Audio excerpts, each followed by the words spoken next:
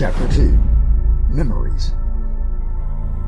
My world is now dark and hot and dry and humid and burning all at once. It spins and topples over onto itself and wraps around. I remember having hallucinations brought on by high fevers. Though I knew I wasn't in my right mind, I would attempt to grab hold of reality and steel myself against delusions. But I would often succumb to them still. But they weren't real. This is so much worse. And it's real. I know exactly what's happening and I want to be in control, but I know I'm not. Thoughts. Oh, quit thinking. Thoughts. I cackle and curse out loud like a madman. Thoughts are what I hate the most. But not just thoughts. Memories. I hate the memories. And everything is now a memory. Memories sewn together so that they make up a patchwork quilt of everything I think or thought, do or did, say or said, and will or have ever imagined. Here in this godforsaken place, everything happens because of choices I made when I lived on the earth, and I remember them perfectly. The memories are as vivid as my reality, and I relive each one with a transparency that can only come after crystal clear reflection refines them. I can see every aspect, every side, and every impact of every person, every event, and everything in my life.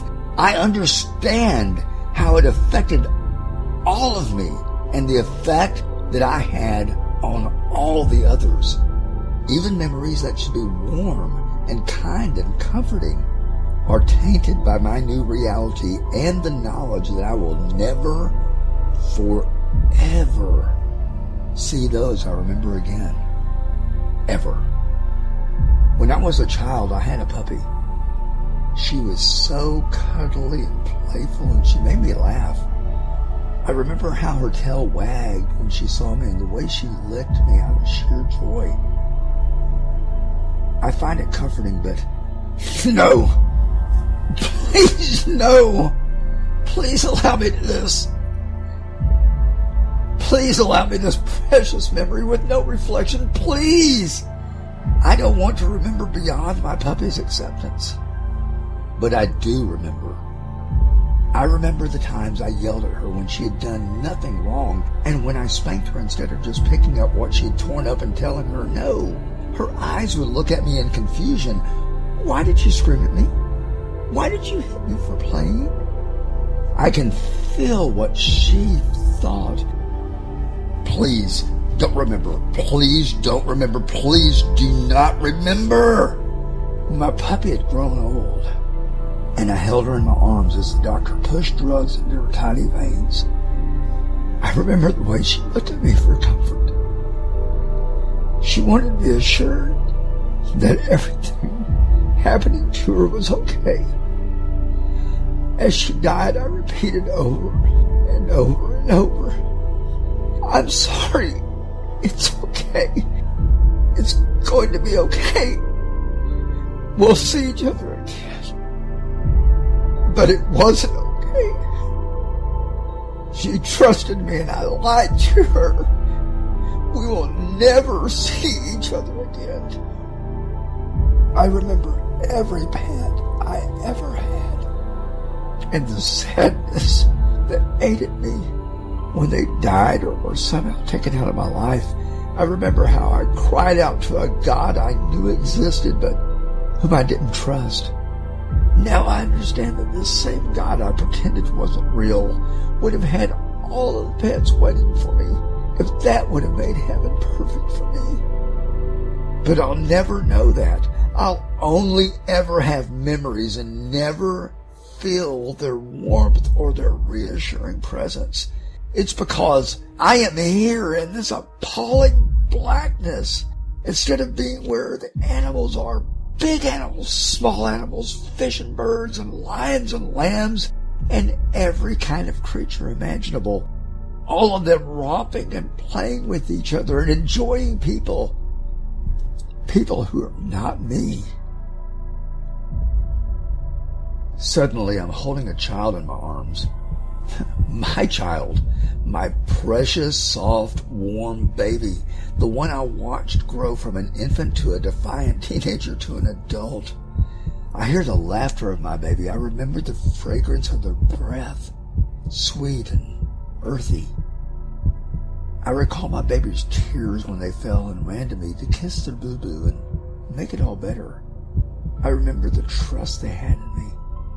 Trust that I would never mislead them, that with me they would always be protected, that they could trust me before and beyond anyone else. I remember the sleepless nights, all the worry, the sorrow, the tears, and the heartbreak, and my love for them. I remember every cross word I said to them and thought about them. I remember their tiny face when they were upset, how terrified they were to be separated from me, the fear in their eyes when they realized that I would one day die, and now, God, please tell me my child isn't in this void with me. Let me have a memory of them not coming here. Please, I beg you. I'll do anything. I'll suffer forever on their behalf. I'll suffer forever on their behalf. Not my baby. Not my little one.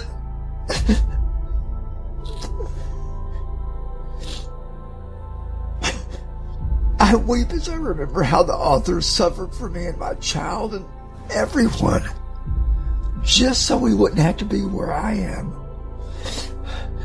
My lungs stop. My skin grows heart-stoppingly clammy as I recall how I did nothing to encourage my family to seek him. I didn't even seek the author in earnest. I am a loathsome person, and it is clear now. I was simply interested in my own pleasure. Everything is clear now.